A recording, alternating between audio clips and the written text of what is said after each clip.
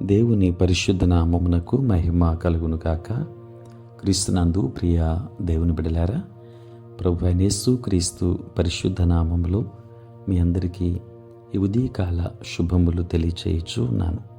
ఈ దినమంతయు మీకు మీ కుటుంబానికి దీవెనకరముగాను ఆశీర్వాదకరముగాను దేవుడు అనుగ్రహించాలని మీ కొరకై ప్రార్థిస్తూ ఉన్నాను.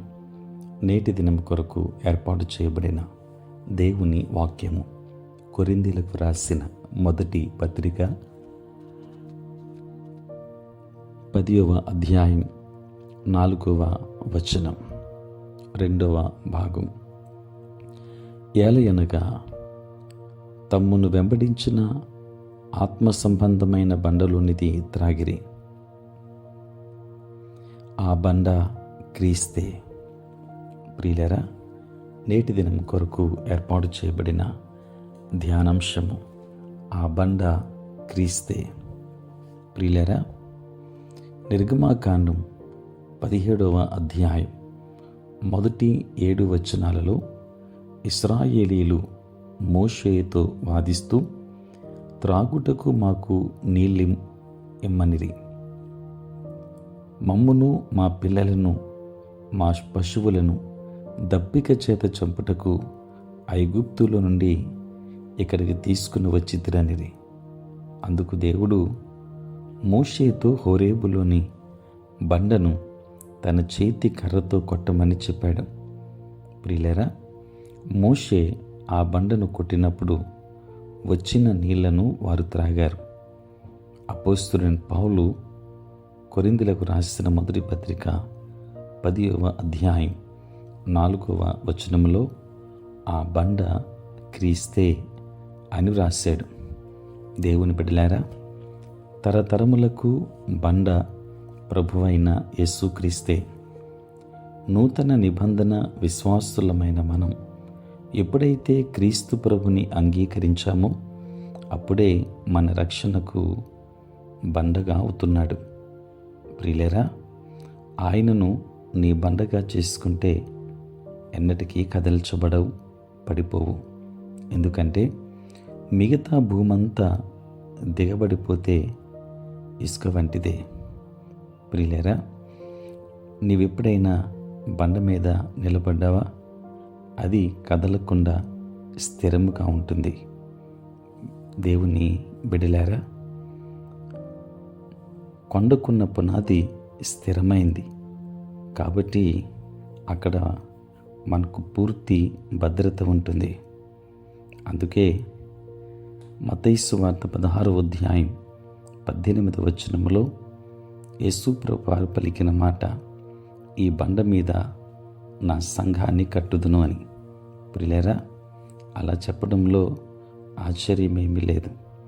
క్రీస్తు బండపై కట్టబడిన సంఘం ఎప్పటికీ కదల్చబడదు, ఎప్పటికీ పడిపోదు. కీర్తనకారుడు 40వ సంకీర్తన 2వ వచనంలో చెబుతున్నాడు, నా పాదములు బండ మీద నిలిపి నా అడుగులు స్థిరపరచును అని. దేవుని వాక్యాన్ని వింటున్న దేవుని బిడ్డలారా, మన ప్రతి ఒక్కరికి పరలోక తండ్రి ఇదే విధంగా చేశాడు. మనం నిలబడిన బండను బట్టి మనము దేవునికి వందనాలు చెల్లించాలి. కనుక నిన్ను పడిపోకుండా, కదల్చబడకుండా నీ జీవితాన్ని స్థిరముగా నిలిపేటువంటి వాడు ప్రభు అయిన క్రీస్తు.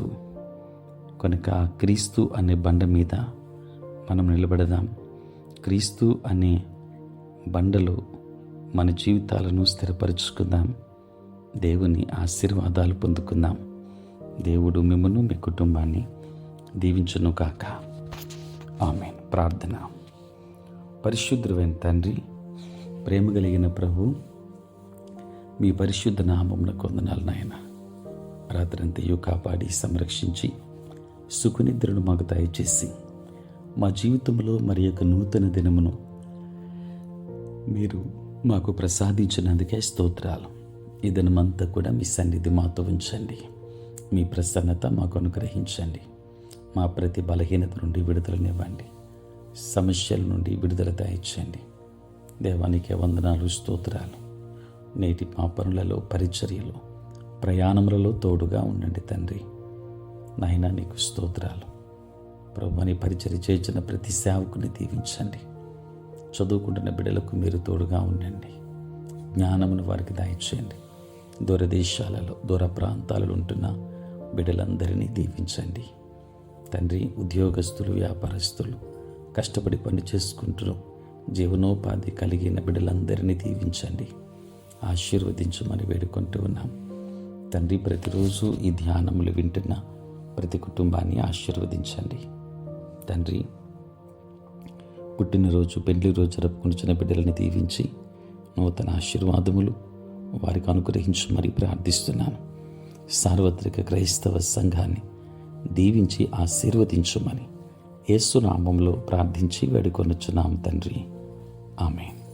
తండ్రి, కుమార, పరిశుద్ధాత్మ త్రియేక దేవుని దీవెన సదా మీకు తోడై ఉండును గాక. ఆమేన్.